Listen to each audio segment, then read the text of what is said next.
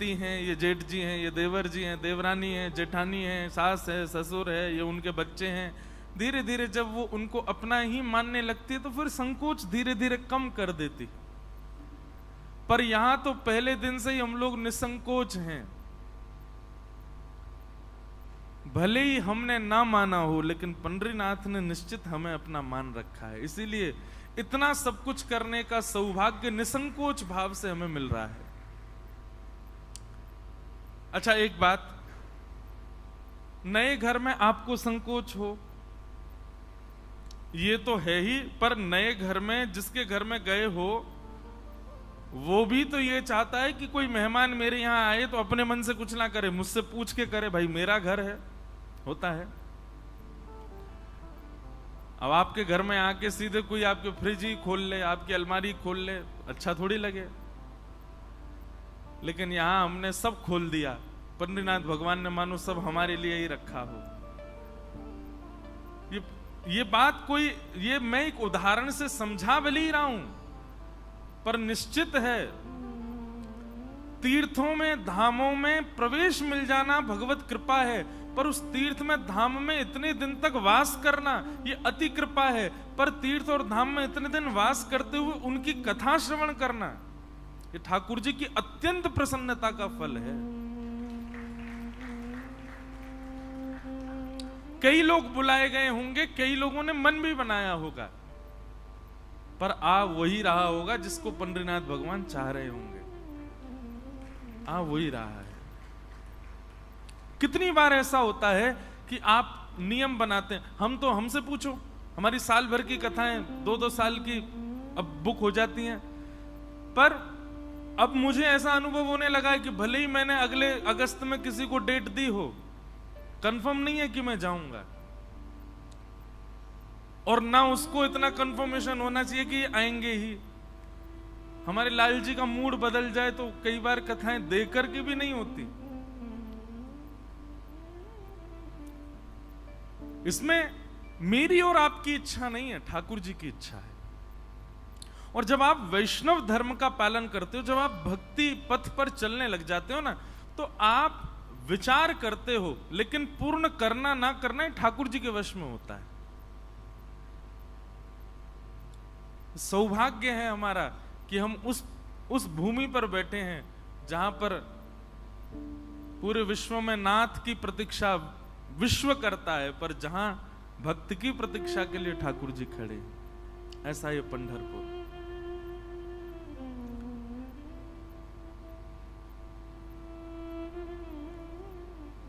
आज स्वतंत्रता दिवस है। हम आप सब लोगों ने सुबह के सत्र में ध्वजारोहण किया। बंधु, एक बात कहें, राष्ट्र प्रेम और राष्ट्र के प्रति हृदय में भक्ति भाव, उसको आप कहीं भी किसी वैष्णव भक्त से कम मत आंकिएगा। भले ही वो मंदिर नहीं जाता है, भले ही वो ठाकुर जी का भजन पूजन नहीं करता, पर अपने राष्ट्र से बहुत प्रेम करता है। तो ये भारत भी तो श्री कृष्ण है, ये पृथ्वी भी तो श्री कृष्ण ही है।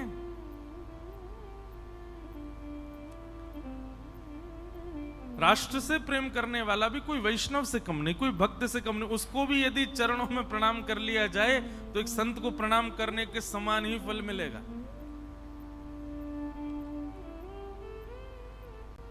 बल्कि मैं तो ऐसा कहूं कि माता पिता गुरु ये प्रथम पूज्य हैं, उनसे भी प्रथम पूज्य अपना राष्ट्र है। पृथ्वी ने ही हमको 4 धाम प्रदान किए, इसी भारत ने।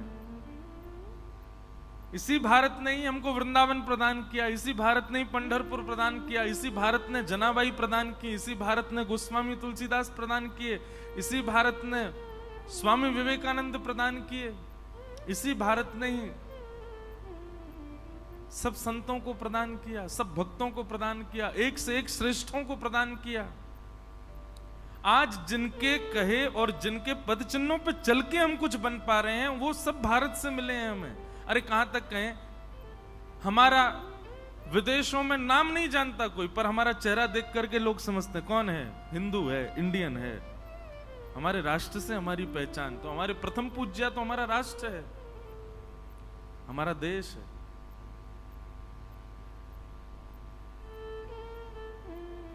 पता है श्रीमद् भागवत में देवता कहते हैं धन्य हैं पृथ्वी पर जन्म लेने वाले लोग, और उनमें भी धन्य हैं भारत में जन्म लेने वाले लोग।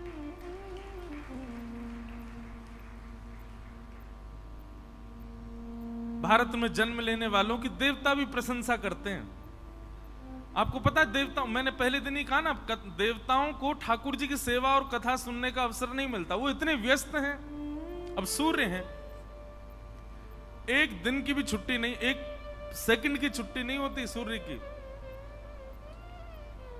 जब से सूर्य का प्रादुर्भाव हुआ है तब से लेके आज तक कोई वैकेशन नहीं है सूर्य नारायण के।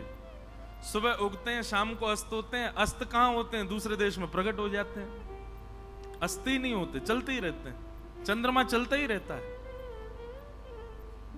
33 कोटि देवता पूजनीय भले ही हैं, पर उनके पास में समय नहीं है। उनको व्यस्त कर रखा है ठाकुर जी ने।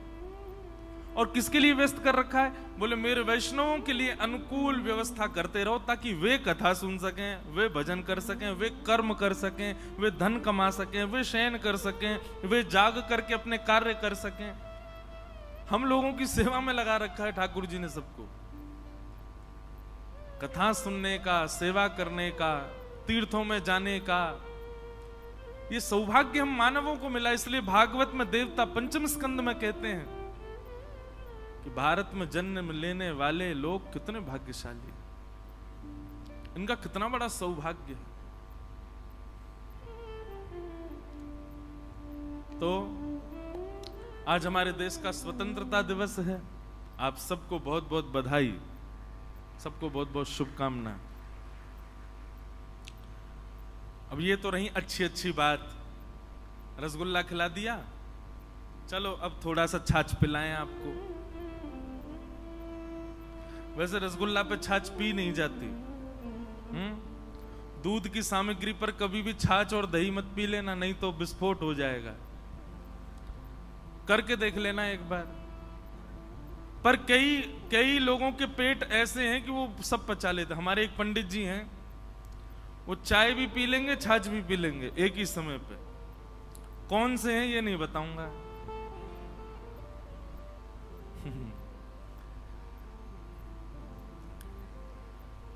हम स्वतंत्र हैं।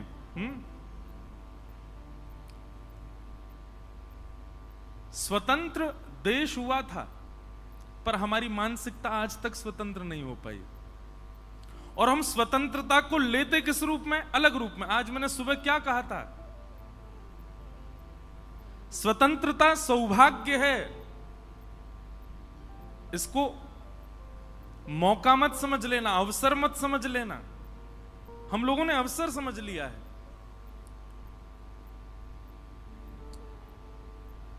हम लोगों की मानसिकता, हम लोगों के भाव विचार अभी तक स्वतंत्र नहीं हो पाए। अभी भी संकीर्ण विचारधाराओं में रहते हैं। असली स्वतंत्रता तब माने जब हमारे विचार स्वतंत्र हों, हमारे भाव स्वतंत्र हों, हमारी हृदय की संकीर्णता स्वतंत्र हो।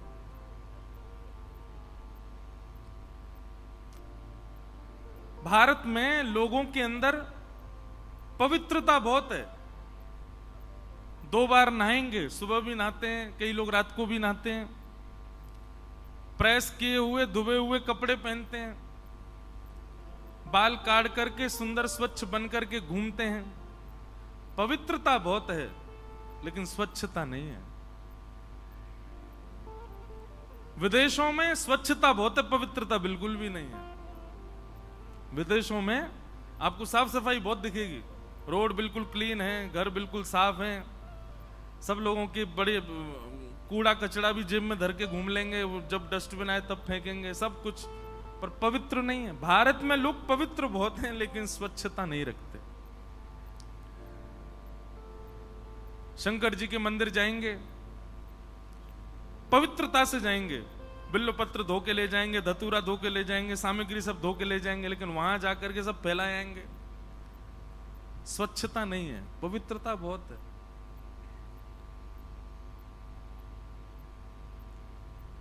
आजाद हम हुए हैं, हमारा देश हुआ है, पर उस आजादी को हमने मौका समझ लिया और वो मौका मान करके कुछ भी कर देते हैं हम लोग।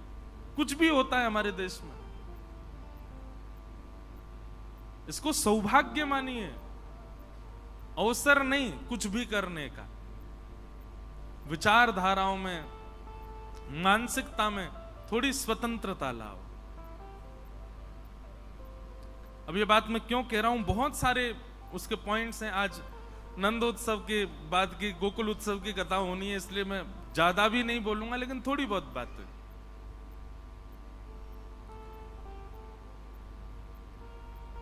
अभी युग ऐसा हो गया है कि वैष्णव होना एक प्रकार का अपराध जैसा हो गया है।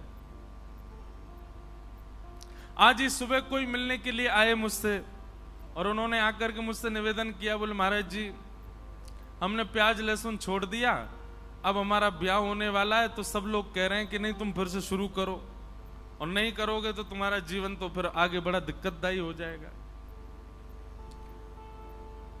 हमारी कथा में आने वाले अधिकतर युवा भाई बहन हैं, और वे सब कथा सुनकर के वैष्णव धर्म को अपनाते हैं, वैष्णवता को अपनाते हैं। लेकिन माता पिता इस बात से घबरा जाते हैं, ये अगर वैष्णव हो गया, ये अगर भक्त हो गया, तो इसका जीवन साथी कैसे मिलेगा। हमें एक बात बताओ, आपको चिंता इस बात की होनी चाहिए कि ये वैष्णव हो गया तो आगे जीवन साथी कैसा मिलेगा, कि इस बात की होनी चाहिए कि कहीं नशेड़ी हो गया तो क्या होगा। लेकिन अभी आप इस बात को बहुत ध्यान से सुनिए। आप सब जानते हैं, कोई बताने की ज्यादा, सब जानते हैं आज की डेट में व्यसनी होना बालकों का उतनी चिंता नहीं होती माता पिता को, लेकिन भक्त हो जाए तो माता पिता को चिंता हो जाती है। आज के बच्चे कुछ गलत कर रहे हैं तो ठीक है, बच्चे हैं करने दो, लेकिन वही बच्चे कथा में आते हैं, वही बच्चे पंढरपुर जाते हैं, वही बच्चे वृंदावन जाते हैं, तो माता पिता चिंतित हो जाते हैं, कैसे चलेगा ये भक्त हो जाएगा, कैसे चलेगा। मतलब क्या चाहते हैं हम।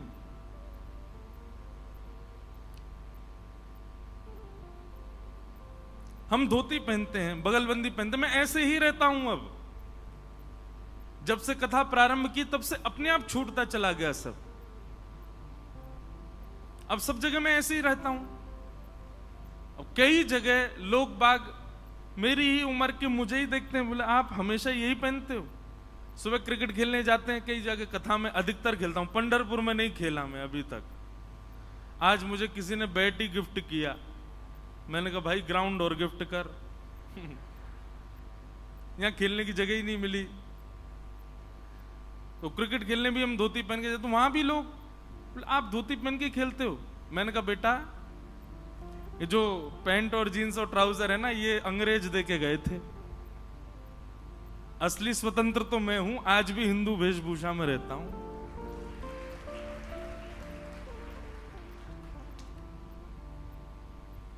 हम लोग केवल दीपावली पर, केवल होली पर, रक्षाबंधन पर, घर में कोई स्पिरिचुअल होगा तो हिंदू वेशभूषा पहनते हैं, बाकी के समय तो अंग्रेजों जैसे ही रहते हैं। काय बात की स्वतंत्रता दिवस। इसलिए भैया जब अपने आप को भारतीय कहते हो, अपने आप को हिंदू कहते हो, अपने आप को इस राष्ट्र का मानते हो, तो इस राष्ट्र के पुरातन को भूलिए मत, उसमें रहिए।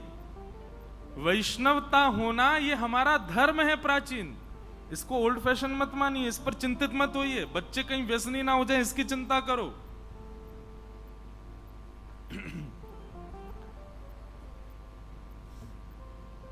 और रही बात आपकी वेशभूषा से, आपके वैष्णव धर्म से, आपके खान पान से यदि किसी को परेशानी है तो ऐसे के संग रहना ही क्यों है।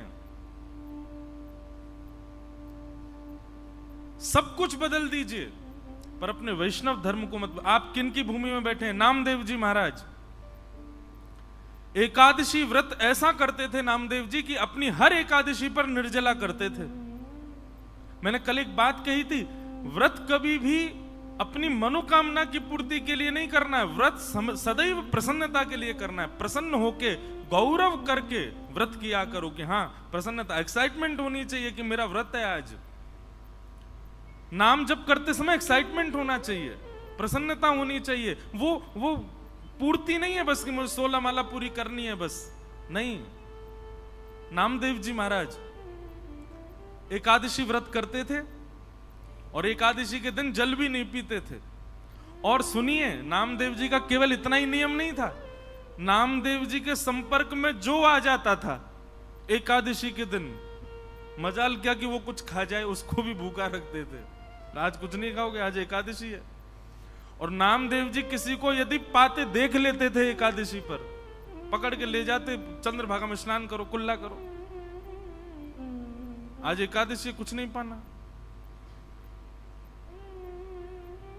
एकादशी के दिन अन्न में पाप का निवास होता है। कल एकादशी है, लाखों की भीड़ आएगी कल पंढरपुर में, आज ही दर्शन कर आना सब लोग। अच्छा, मेरा पता नहीं क्यों आज बहुत मन हो रहा था कि अंतिम दिन मैं भी लाइन में लग के जाऊं दर्शन करने। वहीं से चंद्रभागा से सुबह लगे हैं लाइन में। वो भी तो एक सुख है ना। ठाकुर जी प्रतीक्षा करते हैं, लेकिन हम प्रतीक्षा वाले मार्ग से ही नहीं गए तो फिर वो क्या आनंद। जाते जाते एक बार जरूर करके जाना, वो लाइन में 4 घंटा खड़े होके फिर दर्शन। वास्तव में सुख तो तभी मिलता होगा जब 4 घंटे की प्रतीक्षा के बाद प्रियतम दिखाई दे। प्रयास ही नहीं किया और दिख गए, वो प्रेम थोड़े। तो श्री नामदेव जी महाराज की निष्ठा ऐसी थी, वो स्वयं तो व्रत करते थे, किसी और को भी खाने पीने नहीं देते थे। पूरे पंढरपुर में महाराज नामदेव जी की एकादशी निष्ठा का खूब वर्णन होता था। एक बात याद रखिएगा, जब भी आप कोई सद निष्ठा धारण करते हो, सद व्रत धारण करते हो, तो आपकी परीक्षा प्रकृति नहीं स्वयं ठाकुर जी लेते हैं। फिर मैं भी तो देखूं इसका नियम कैसा। एक वैष्णव मुझसे बोले, महाराज जी हम तो नियम ही इसलिए रख रहे हैं कि ठाकुर जी तोड़वाएं, कम से कम ठाकुर जी को इस बहाने हमारी याद तो आएगी। आप कहते हो कि परीक्षा ठाकुर जी लेते हैं, तो ठाकुर जी आए। श्री नामदेव जी की एकादशी थी और श्री पंडरीनाथ महाराज, पंडरीनाथ भगवान एक ब्राह्मण विप्र का रूप धारण करके नामदेव जी के घर पहुंच गए। और महाराज ठाकुर जी जैसी एक्टिंग दुनिया में कोई नहीं कर सकता। एक दीनहीन से ब्राह्मण बनकर के पहुंचे और नामदेव जी के द्वार पर जाकर के ऐसे गिरे। नामदेव जी ने जैसे देखा, अरे कोई विप्र ब्राह्मण आया है, दौड़ करके गए, दौड़ करके उठाया, हाथ पांव कांप रहे हैं, ठाकुर जी के वृद्ध सा रूप धारण करके आए हैं। नामदेव जी ने बिठाया, बोले भगवान कहां से आए हैं और ये आपका स्वरूप ऐसा क्यों हो रहा है, क्या दिक्कत क्या हो गई आपको। ठाकुर जी बोले, बहुत दिन से भूखे हैं हम, भोजन प्रसाद कुछ पाया नहीं है। अरे भैया हमने सुना तुम बहुत बड़े वैष्णव हो, आपके घर पर कुछ बना होगा, हमें पवा दो। नामदेव जी बोले, वो तो ठीक है पर आज तो एकादशी है, आज कैसे पवा दूं। ब्राह्मण देवता बोले, आपत्ति कालीन मर्यादा नास्ती, आपत्ति काल में मर्यादा नहीं देखी जाती। भाई तुम्हारे सामने किसी के प्राण निकल रहे हैं और उसमें तुम ये देखोगे एकादशी और ये वो है। बोले वो ठीक है, मैं आपको दूध पिला दूंगा, मैं आपको फल खिला दूंगा, लेकिन अन्न तो नहीं खिला सकता। ब्राह्मण देवता बोले, इतने दिन का भूखा प्यासा, दूध फल नहीं खाना मुझको रोटी सब्जी दाल चावल खिलाओ। नामदेव जी बोले, क्षमा करें भगवान, आज एकादशी है, द्वादशी हो जाने तो फिर पवा दूंगा। ठाकुर जी तो और ज्यादा कांपने लगे और कहने लगे, बोले अगर तुमने मुझे नहीं खिलाया तो मेरे प्राण निकल जाएंगे, मेरे प्राण निकल रहे हैं, अरे देखो देखो मेरे प्राण निकल रहे हैं। नामदेव जी बोले, तो फिर अच्छी बात है, एकादशी के दिन प्राण निकलेंगे तो वैकुंठ जाओगे सीधे, लेकिन अन्न तो नहीं खिलाऊंगा।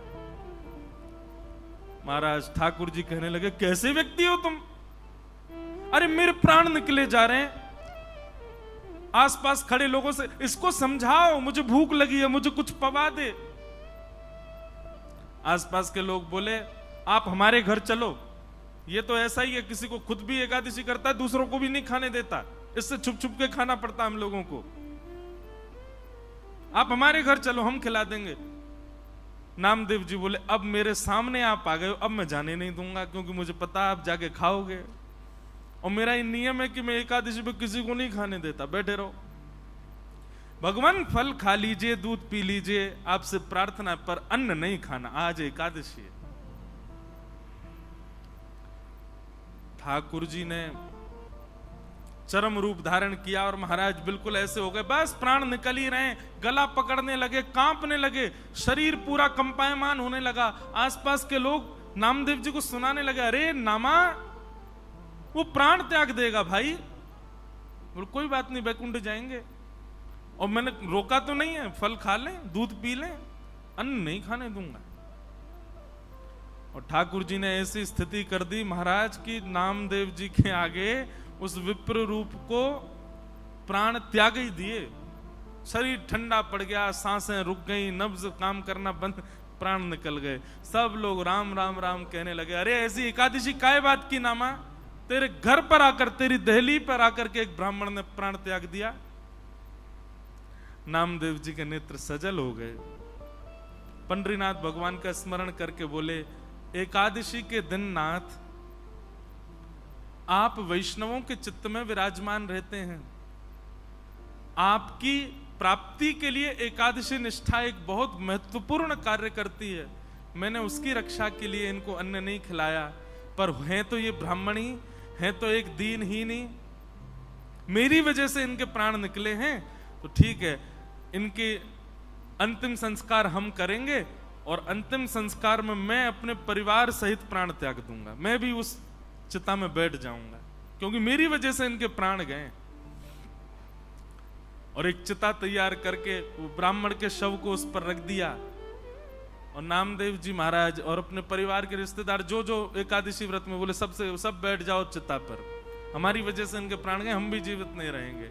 जैसे ही अग्नि प्रज्वलित करी और चिता में जैसे ही अग्नि प्रारंभ होने लगी, और ब्राह्मण तो अंतर ध्यान हो गए, पंडरीनाथ भगवान प्रकट हो गए, नामदेव जी को हृदय से लगा लिया, चिता से लेकर बाहर आ गए। अरे नामा, मैं तो देख रहा था तेरी निष्ठा कैसी, क्या समझ में आया? एकादशी व्रत से ठाकुर जी प्रसन्न नहीं है, आपके व्रत में निष्ठा कितनी है, आपके व्रत में प्रसन्नता कितनी है, आपके व्रत में उत्सुकता कितनी है, उससे ठाकुर जी प्रसन्न होते हैं। तो भैया ये जो वैष्णव भेष, वैष्णव स्वभाव, वैष्णव स्वरूप पर यदि आप ऐसा कहते हो, तुम खाने पीने लग जाओ, आगे का जीवन कैसे जियोगे, मॉडर्न बनो थोड़े, कोई मॉडर्न बनने की जरूरत नहीं है। और एक बात बताएं, सबसे ज्यादा मॉडर्न वैष्णव ही होते हैं। ये संसार के पुराने विचारधारा खान पान में लगे, ये कोई मॉडर्न है? हमसे बढ़िया मॉडर्न कौन होगा? हम एकादशी पर कुटू का अपनी जिह्वा के लिए पिज्जा तक बना देते हैं वैष्णव, हमसे बढ़िया मॉडर्न कौन? तो कहने का अभिप्राय भैया, स्वतंत्रता बुद्धि में लाइए। हम नाच रहे हैं, गा रहे हैं, उत्सव मना रहे हैं, आनंदित होते हैं, ये उस उत्सव की बिंदु भी नहीं है। ऐसा उत्सव हुआ ठाकुर जी का।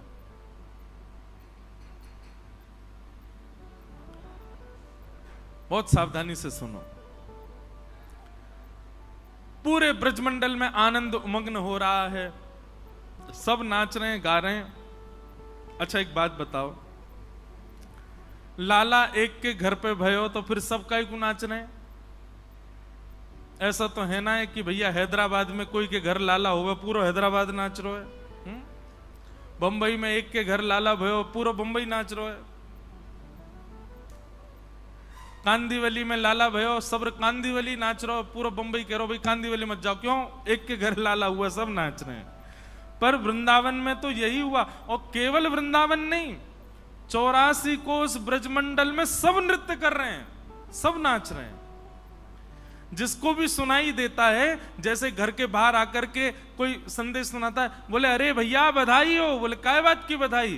बोले नंद बाबा के लाला भयो है, जैसे ही सुनते हैं नंद बाबा के लाला भयो, जिस स्थिति में हैं, माताएं भोजन बना रही हैं, भाई लोग अपने काम कर रहे हैं, बच्चे खेल रहे हैं, जैसे ही सुनते हैं कि नंद बाबा के लाला भयो, उसी स्थिति में खड़े होकर के नाचने लग जाते हैं।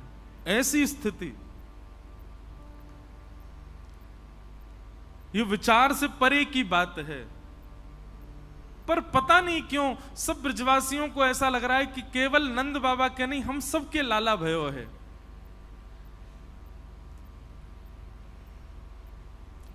घर में कोई शुभ कार्य हो तो जिसके घर में शुभ कार्य, वो बंधन बार बांधता है, वो घर के बाहर कलश, मंगल कलश रखता है, वो घर के बाहर रोली से सुंदर रंगोली बनाता है, ब्राह्मणों को बुलाता है, अतिथियों को बुलाता है।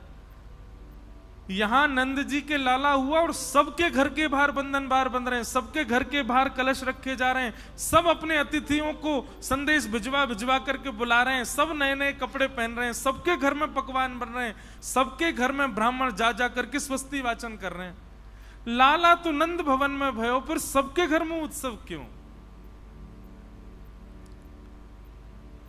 ब्रजवासियों से कोई पूछे, भैया तुम काहे को उत्सव मना रहे हो? बोले पता ना क्यों, जब से खबर सुनी है कि नंद बाबा के लाला भयो, ऐसा लग रहा है कि हमारे घर ही लाला भयो है, हमारो ही बालक भयो है, हमारो ही पोषक भयो है। सबके चित्त में अपनत्व की भावना प्रकट हो रही है ठाकुर जी के प्रति। नंद बाबा की स्थिति क्या है? अटारी पर खड़े होकर के जो हाथ पड़ रहा है वही लुटा रहे हैं। ये भी विचार नहीं कर रहे कि ये देना चाहिए कि नहीं। भाई कोई महंगी चीज किसी को देते हैं, कमरे में ले जाकर के गुप्त रूप से उसको बता के करके, और फिर बड़ा सहज, ये इतने की सामग्री आप रखो। नंद बाबा की स्थिति क्या है? लाखों के हार, लाखों के गहने, कछु हाथ पड़ जाए, कोई गलती से नंद बाबा से कहते, बाबा मुझको तो एक हाथी चाहिए, मुनीम जी आके काजे हाथी लेके आओ, या को हाथी प्रदान करो। ऐसे नंद बाबा है गए। एक बात लिखिएगा, वैसे तो मैं कथा में बताया करता हूं, ठाकुर जी यदि आपके जीवन में आ गए तो आपके हृदय की स्थिति क्या हो जाएगी? सब लोग बहुत सावधानी से सुनो। ठाकुर जी यदि हमारे जीवन में आ गए तो हमारा स्वरूप, स्वभाव कैसा हो जाएगा? पहला, तन की सुध नहीं होगी आपको। हमारे परतानी परिवार के सबका तो नहीं पता, मैं तो मिला भी नहीं सबसे, पर कुछ लोगों की स्थिति ऐसी हो गई होगी, वो कब सो रहे हैं कब उठ रहे हैं पता नहीं, वो कब भोजन कर रहे हैं, क्या खा रहे हैं पता नहीं, भोजन में क्या बना, अरे अच्छा ये भी बना था क्या, 4 लोग बात कर रहे थे तब पता चले अच्छा ये भी बना था। क्यों? कथा की व्यवस्था में, कथा के भाव में इतने आनंदित हो गए। वे चाहें, व्यवस्थापक चाहें तो अपने लिए समय निकाल के बढ़िया प्रेम से पा सकते हैं, लेकिन नहीं, वो इतने आनंद में भर जाते हैं कि उनको नहीं पता होता कि हम क्या कर रहे हैं। तन को जो जो सुविधा चाहिए, ठाकुर जी के आने पर आप उस सुविधा में कटौती करने लग जाओगे। पहली बात, आप पहले बहुत सस्ते संवरते थे, ठाकुर जी आ जाएंगे ना, फिर आपको यह भी नहीं पता होगा कि मैंने वस्त्र कैसे पहने, क्या पहने। कोई और टोकेगा, ए भाई तुमने कुर्ता उल्टा पहना है, अच्छा मुझे तो याद ही नहीं था। ऐसी स्थिति हो जाएगी।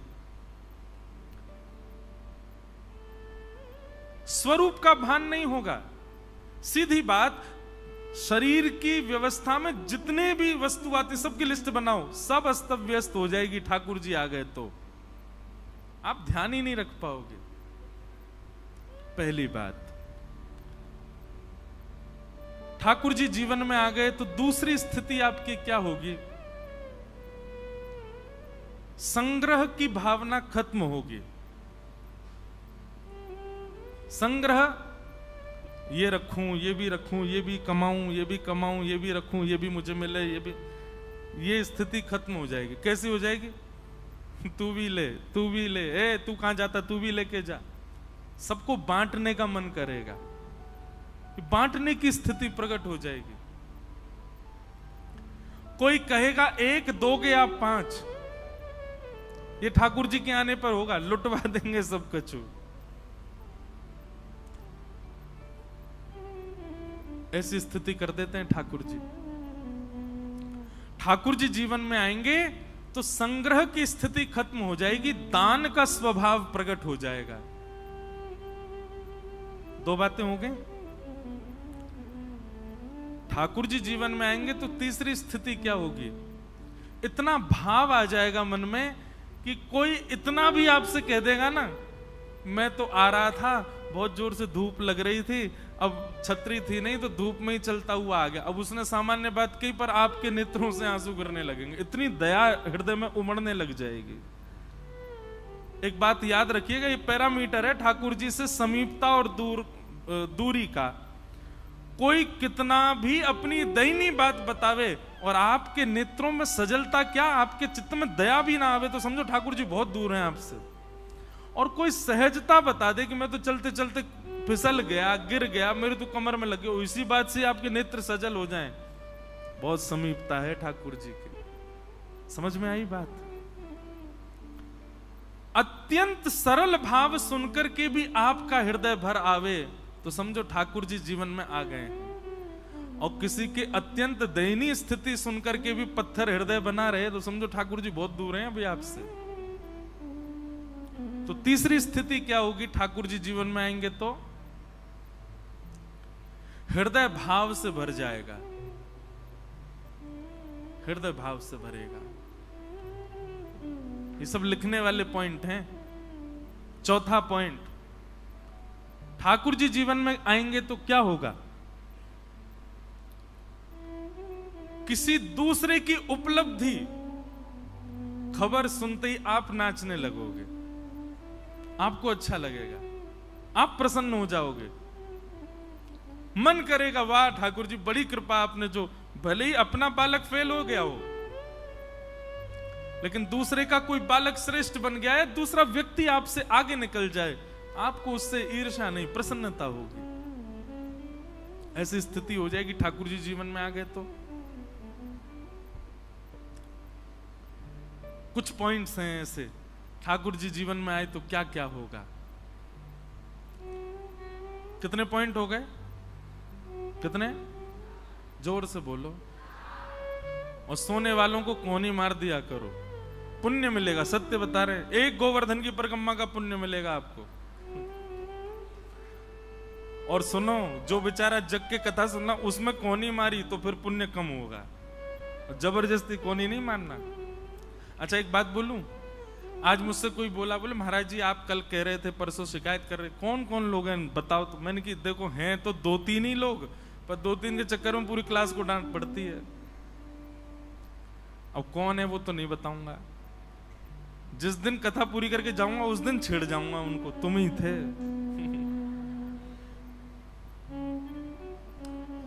ठाकुर जी जीवन में आएंगे तो पांचवी स्थिति क्या होगी? दूसरों में दोष नहीं दिखेगा, सब में गुण दिखाई देगा।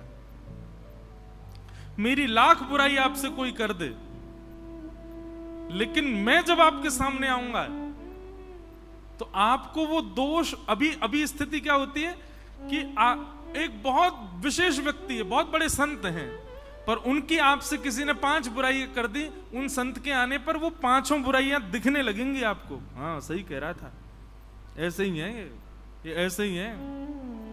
लेकिन ठाकुर जी जीवन में आ जाएंगे तो कैसी स्थिति हो जाएगी? लाख बुराई आपसे कोई कर दे, पर वो व्यक्ति जब आपके सामने आएगा जिसकी बुराई आपने सुनी है, आपको तब उसमें गुण ही दिखेगा। और आप उस व्यक्ति से कहोगे जो दोष बता रहा, भाई तू इतने दोष बता रहा था पर मुझे तो वो अच्छा ही लगा। तुझे तो सब ही अच्छे लगते हैं। सब अच्छे लगने लग जाएं, सब गुणवान लगने लग जाएं। ठाकुर जी के आगमन का एक सूचक है, एक द्योतक है। यही स्थिति हो गई है नंद बाबा की, यही स्थिति हो गई है यशोदा मैया की। अरे यशोदा मैया पूतना जैसी अनजान को भी लाला पकड़ा दे रही हैं अपना। कोई अनजान को अपना बालक देता है क्या? और वो बालक भी ऐसा नहीं कि 5-6 बालक हों, 80 वर्ष बाद इतनी मेहनत करके, इतनी देवताओं को मना करके, इतने नंद बाबा और यशोदा मैया ने तीर्थों में जा जा करके कितने देवताओं के सर टेके, तब जाकर के लाला भयो, और वो 6 दिन के हुए हैं और एक अनजान सामने आ गई है पूतना, भले ही कितनी भी सुंदर हो, यशोदा मैया ने पकड़ा दिया। इसका मतलब क्या है? ठाकुर जी जीवन में आए हैं इसलिए ऐसी स्थिति होगी यशोदा मैया की। सब गुणवान दिखने लगते हैं। बस एक बात कहूं, ठाकुर जी जीवन में आ गए तो 6वां पॉइंट लिख लेना, सबसे विशेष है, दुनिया आपको पागल घोषित कर देगी। जी हमारे किसी काम का नहीं है। अच्छा, पागल घोषित क्यों करेगी उसके पीछे भी कारण सुनो। क्योंकि संसारी जैसे गुण नहीं है ना फिर आपके, आप अब ऑर्डिनरी हो गए हो, अब आप सामान्य नहीं बचे हो। अब संसार का स्वभाव है छल करना, कपट करना, ईर्ष्या करना, निंदा करना, वो एक संसार का स्वभाव है और आप उस स्वभाव से परे हो चुके हो, इसलिए संसार आपको पागल कहेगा। ये हमारे जैसा तो है ही नहीं, एलियन है।